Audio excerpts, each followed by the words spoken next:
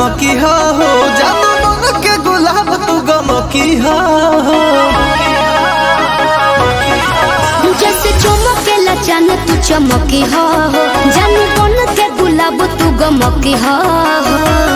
नया साल में भागे तोहार जागो ये जान नया साल में भाग तोहार जागो ये जान हमरो मरिया तोहके लागो ये जान हमरो मरिया तोहके लागो ये जान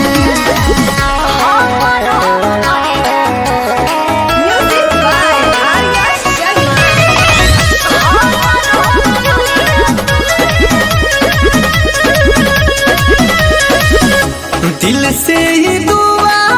भगवान से करीले किस्मत दिन दिन खिले किस्मत दिन दिन खिले करीले बीस एक बहुतिया कहिले तोहरा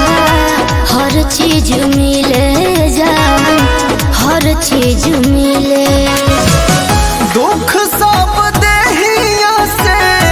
भागो ये जान दुख सब देहिया से भागो ये जान हमरो मरिया तोहके लागो ये जान हमरो मरिया तोहके लागो ये जान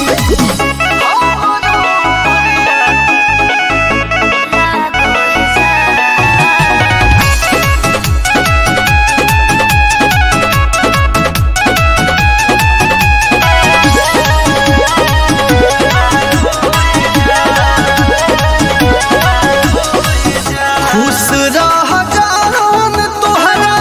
जिंदगी में सुख के बरसात होखे हो बरसात होखे हो